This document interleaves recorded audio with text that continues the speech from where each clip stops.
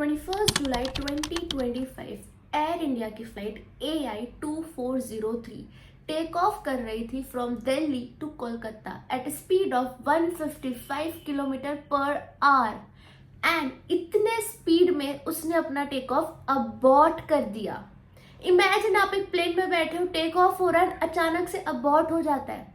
इतना ही नहीं, उसी दिन सेम इस इवेंट के बाद कोची से मुंबई एक फ्लाइट लैंड हो रही थी। Due to heavy rainfall flight ने अपना कंट्रोल खो दिया एंड स्लिप हो गया फ्लाइट। ये सब सुनकर आपको लग रहा होगा कि प्योर लाइबिलिटी इसमें पायलट्स की है, एविएशन कंपनीज की है, ज्यादा से ज्यादा एयरपोर्ट की है because of operational and technical detection. But what if I say to you that apart from all this एक पूरा बैक एंड है जिस पर पूरी रिस्पॉन्सिबिलिटी आती है। वो बैक एंड पर कौन आते हैं? Company secretaries, chartered accountants, CMAs, auditors. And अगर आपके माइंड में आ रहा है कि हमारा इसमें रोल क्या है, हम कैसे रिस्पॉन्सिबल है, तो आपको ये वीडियो जरूर एंड तक देखना चाहिए। So yes friends, welcome back to my channel. This is Sneha Patel. I help you to make smarter career and educational decisions. And आज के वीडियो में मैं आपको एक लीगल एंड कंप्लायंस पर्सपेक्टिव बताने वाली हूँ इस एयर इंडिया क्रैश का, ताकि आपको पता चले कि कंपनी सेक्रेटरीज का रोल कितना हैवी और रिस्पॉन्सिबिलिटी वाला होता है। एंड गाइज, मेरे जो व्यूअर्स है वो बेसिकली प्रोफेशनल्स है या टू बी प्रोफेशनल है, and I want you all to give a 360 degree view of your professional. So शुरू करते हैं इस वीडियो को। Guys, at parliament minister of state for civil aviation ने कंफर्म किया कि 9 शो कॉज नोटिस इशू हुए थे to Air India from Jan to July 2025। And ये शो कॉज नोटिस किसने इशू किए थे? DGCA, directorate general of civil aviation. और ये शो कॉज नोटिस में क्या पाया गया कि एयर इंडिया का बेसिकली जो पायलट ड्यूटी आवर्स होते हैं डेली बेसिस पर 10 आवर्स पर डे, वो एक्सीड हो रहा था। इतना ही नहीं, इमरजेंसी स्लाइड्स जो यूज होते हैं वो एक्सपायर्ड थे while operating. Crew rostering and scheduling में भी काफी सारे सिस्टमेटिक फेलियर्स थे। प्रॉपर इंस्पेक्शन नहीं किया गया था एंड व्हाट नॉट। ये शो कॉज नोटिस किस अथॉरिटी में इशू हुआ था? Under rule 133A of aircraft rules 1937, section 5A of aircraft act 1934, along with civil aviation requirements. And ये सारे जो एक्ट है, सारे जो लॉज है, इसका ब्रीच किया गया था, जिसकी वजह से एयर इंडिया के against show cause notice issue किए गए थे। एंड ये जो ब्रीचेस है that are related to civil aviation norms, operational SOPs, internal compliance failure, which are the exact areas which are regulated, operated and reported on by CSCA and CMA. तो अगर आपके company में ऐसी situation हो जाती है तो आगे क्या?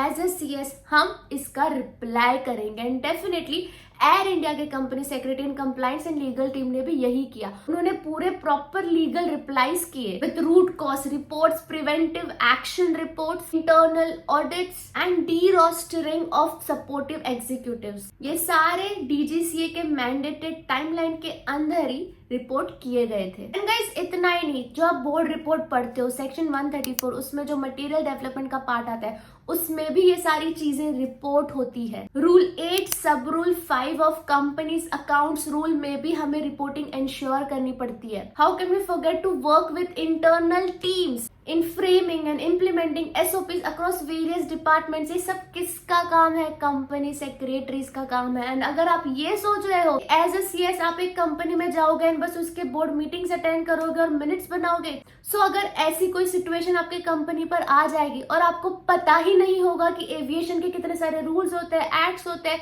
DGCA क्या होता है, तो आप रिप्लाई कैसे करोगे? आप रिवर्ट कैसे करोगे? आप सिचुएशन को हैंडल कैसे करोगे? एंड दैट्स वाई बहुत जरूरी हो जाता है कि आप जो भी कंपनी में जा रहे हो उसके सिर्फ कंप्लायंस पॉइंट ऑफ व्यू से ही चीजें मत पढ़ो, उस कंपनी के बारे में एक्चुअली उसके प्रोसेसेस को समझो, उस बिजनेस को समझो। And that's why I really want you to ask this question to yourself that as a CS, CA, CMA, are you just preparing, studying for clearing the exams, or are you actually preparing for this real strategic roles, because ये सारी जो situation है that is beyond your textbook, इसमें आपको skills चाहिए होते हैं like financial modelling, due diligence, risk management, M&A deal structure, strong presentation to board and regulators. So as a CS guys हमारा काम कंप्लायंस के भी बियॉन्ड होता है एंड हमें और भी काफी सारे डेली बेसिस पे स्किल्स अक्वायर करते रहने चाहिए। यहाँ पे अगर आप इन्वेस्टमेंट बैंकिंग में इंटरेस्टेड हो, बिकॉज इन्वेस्टमेंट बैंकिंग का स्किल भी एज ए CS हमारे पास होना चाहिए, नॉलेज हमारे पास होना चाहिए, तो मैं आपको रिकमेंड करूंगी ऑडीन स्कूल का इन्वेस्टमेंट बैंकिंग का course. Yes guys, I am talking about investment banking and financial operation course by Odin school.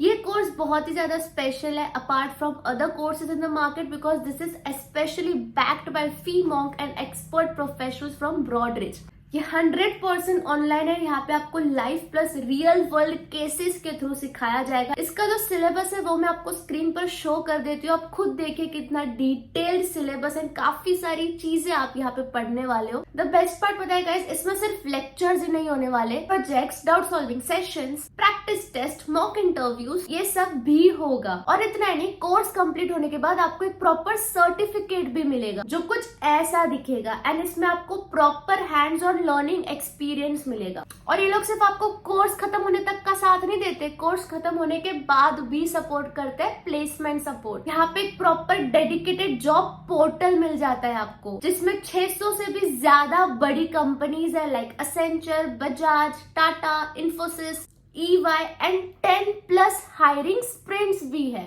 इतना ही नहीं, there are 10+ certificate points and project points. So अगर इन्वेस्टमेंट बैंकिंग के लिए कोई एक कोर्स आप ढूंढ रहे थे, तीन स्कूल का investment banking and financial operation course बिल्कुल ऑप्ट करना। इसकी लिंक मैं डिस्क्रिप्शन पर डाल रही हूँ, do check out. And guys, last month जो एयर इंडिया का क्रैश हुआ था अहमदाबाद लंदन की फ्लाइट AI-171, वो तो आपको पता ही होगा, जिसमें 260 पीपल वर डेड। उसके बाद से काफी स्क्रूटिनी टाइट हो गई है। DGCA on a regular basis air India पर सरप्राइज ऑडिट्स कंडक्ट करता है, साइड इंस्पेक्शन चेक्स करता रहता है एंड काफी सारे क्रू का डी रोस्टरिंग भी हुआ है पोस्ट इंसिडेंट। एंड गाइस, अभी ICAO that is international civil aviation organisation के जो Annex 13 प्रिंसिपल्स है, अब वो अप्लाई करते हैं, गाइड करते हैं इंडिया पोस्ट एक्सीडेंट प्रोसीजर्स पर भी। एंड इसमें पता है आपको, company secretary becomes the part of crisis management cell under SEBI and MCA advisory. So what are the biggest 3 takeaways from this video? Number 1, legal compliance is not optional. It defines operational continuity. A good professional does not just react to risk, it actually anticipates risk. Skill building beyond your academics is a must. Understanding operationals, legalities and finance holistically will make you different from others. So next time जब भी कोई plane में crash हो जाता है या कोई plane take off नहीं करती या फिर कोई प्लेन आउट ऑफ कंट्रोल हो जाती है, तो याद रखना बैक एंड पे पूरी टीम काम कर रही है, जो फॉर्म्स फाइल कर रहे हैं, कंप्लायंस रिपोर्ट्स बना रहे हैं, पेनल्टीज कैलकुलेट कर रहे हैं, बोर्ड्स को अपडेट कर रहे हैं, रेगुलेटरी स्क्रूटिनी के लिए प्रिपेयर कर रहे हैं, and that someone can be you. So yes friends, that's it. I hope ये वीडियो आपको काम आया होगा एंड आपको समझ में आया होगा the responsibility of professionals like us. बाकी I would like to know your comment, should safety non compliance attract corporate penalties, yes और no? Let's discuss like professionals do. बाकी हम मिलते हैं दूसरे वीडियो में। Bye bye, best of luck.